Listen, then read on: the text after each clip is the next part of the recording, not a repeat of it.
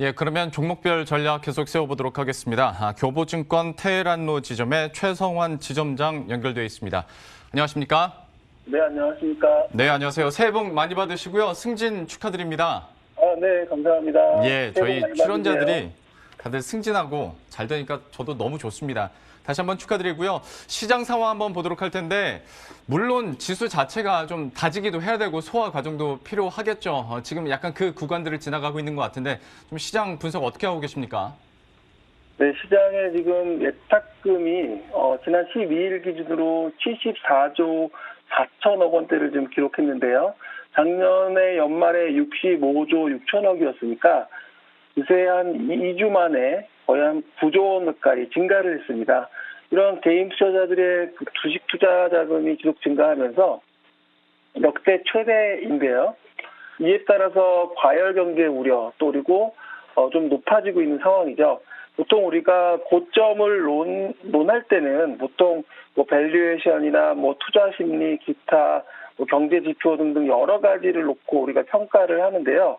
그 중에서 뭐 계량화되어 있는 밸류에이션만 놓고 본다면 PER은 이미 뭐 14배, 15배까지 올라왔기 때문에 분명히 많이 올라와 있는 건 사실입니다. 하지만 이 PER을 높게 만들어준 업종이나 이 기업들을 보게 되면 주로 이제 헬스케어나 소프트웨어 등 이 성장성이 높은 IT 기업들과 그런 기업들이 차지하는 비중이 과거 대비해서 큰 폭으로 증가를 했습니다. 결국에 성장성이 높은 업종의 기업들이 고퍼주들이 많이 성장하면서 이렇게 되는데요.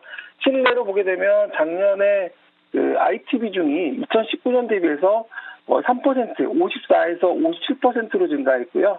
헬스케어도 5%에서 7%로 이렇게 증가를 했습니다. 그래서 이런 IT와 건강관리 비중, 섹터의 비중이 높아져서 PR이 좀 올라갔다라고 보면 될 것 같고요.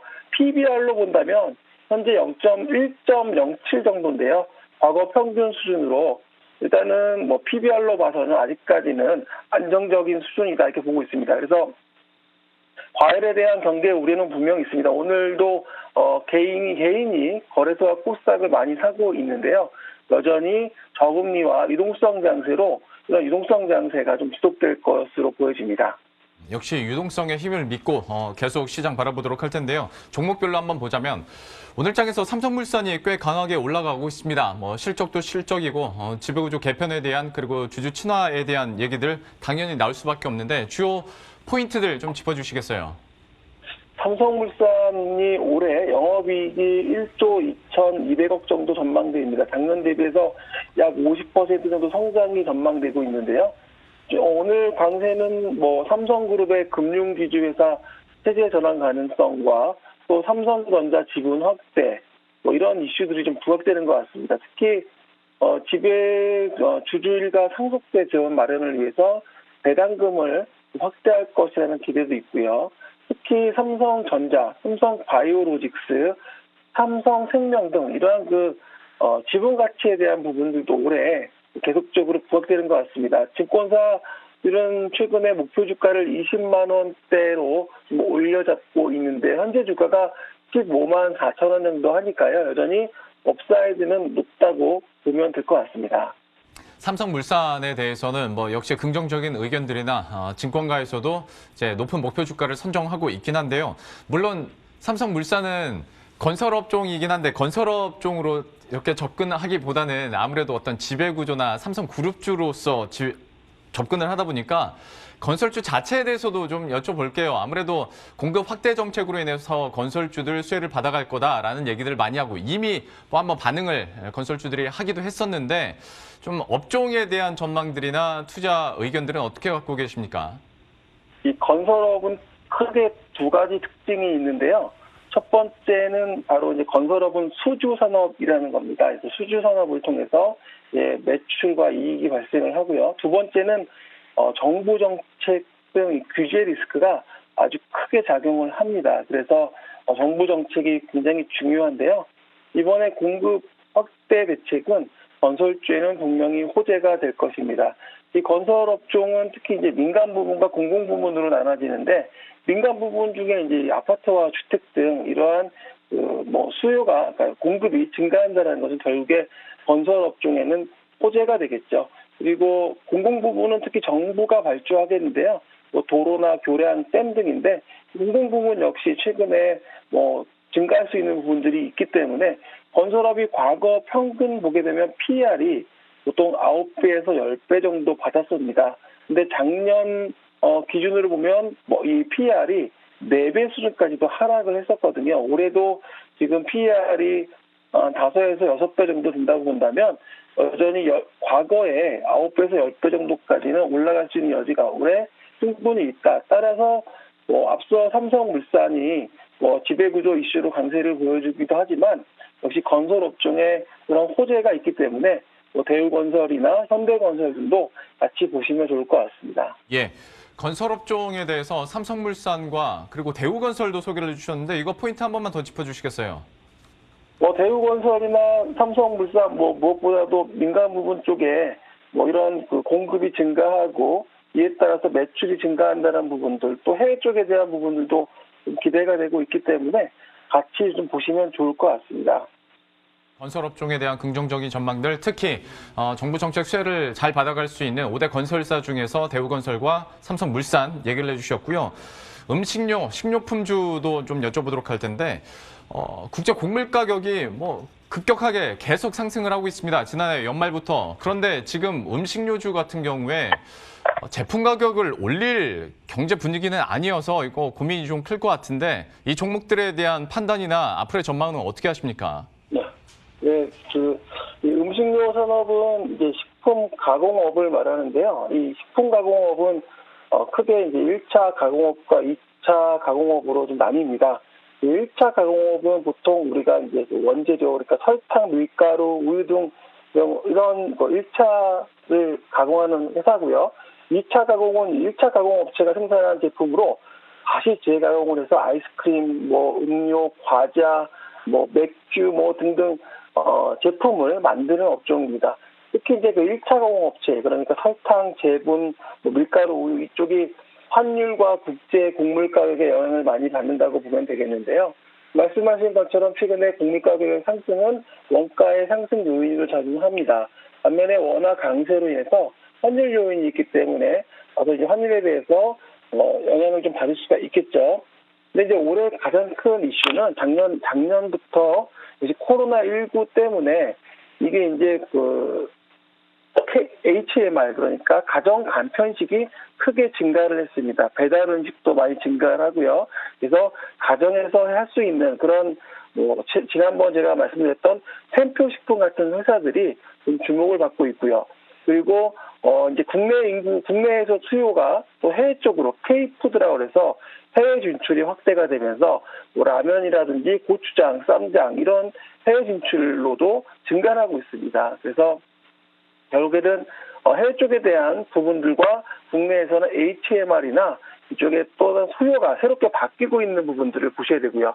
특히 이제 외식 소비는 감소를 했습니다. 이제 음식점에서 식사하는 경우가 많이 줄어들고 또 조류 같은 경우도 가정용 수요가 오히려 증가하면서 업소용은 좀 그런 부진한 부분을 상쇄해주고 있거든요.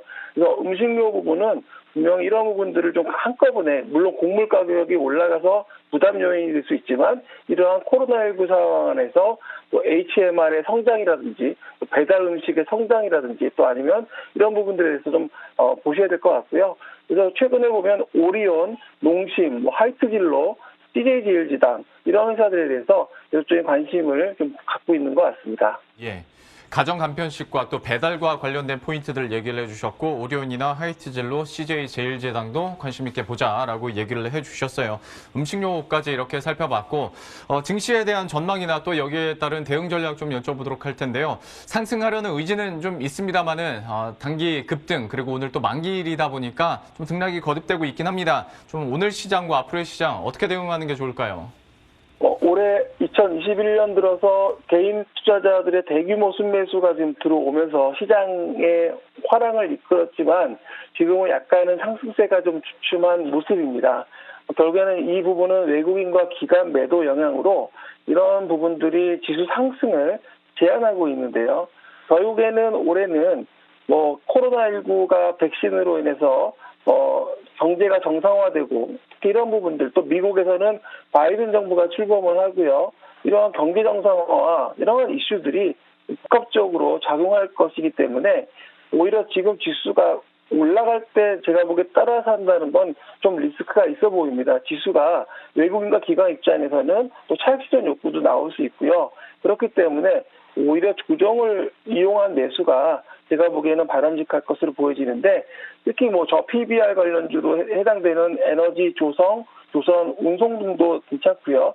특히 보면 소비주, 특히 소비주에 대한 관심들이 굉장히 높아지고 있습니다. 경제 정상화 됐을 때 어떤 뭐 여행이라든지 화장품이라든지 이런 소비주 쪽에 대한 관심이 높아지고 있고 또 반도체나 이쪽은 계속 좋다라는 이야기가 나오고 있기 때문에 그런 관련주로 보시고 특히 매출 증가와 수익성 개선이 이러한 그 이익 모멘텀이 수반되지 않는다면은 지수 상승은 제한될 수밖에 없습니다. 그래서 이런 매출 증가와 수익성 개선이 동반돼서 지수가 올라가야 될 것 같고요.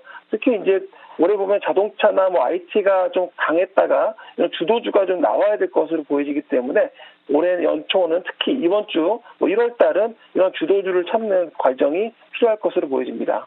역시 올라갈 때 따라서 하는 건 좀 리스크가 크다라면서 저 PBR 가치주로 에너지, 조선, 운송에 관심 갖자. 그리고 오늘도 참 여러 전문가들에게 공통적으로 화장품주에 대해서도 언급이 많이 됩니다. 앞으로의 흐름들 기대감 가지고 한번 지켜보도록 하죠. 교보증권 테헤란로 지점의 최성환 지점장과 함께했습니다. 오늘 말씀 고맙습니다. 네, 고맙습니다.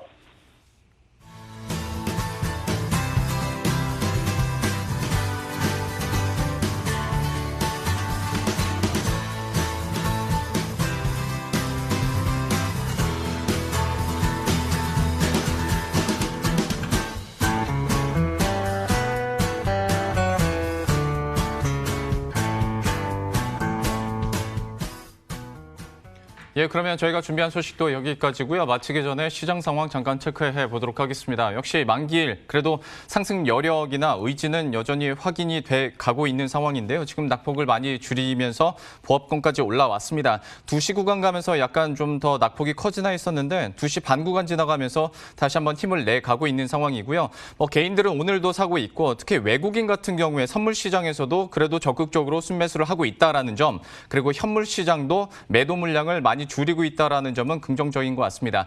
특히 LG화학 쪽으로 외국인들이 많이 사고 있고 지주사들에 대한 연속적인 순매수도 좀 이어지고 있는 상황이라 우리 개인 투자자들도 이 부분 한번 관심 있게 보시면 좋을 것 같습니다. 오늘 시장도 끝까지 마무리 잘 하시고요. 저희들은 내일 이 시간에 또 새로운 전략 들고 다시 찾아뵙도록 하겠습니다. 시청해주신 여러분 고맙습니다.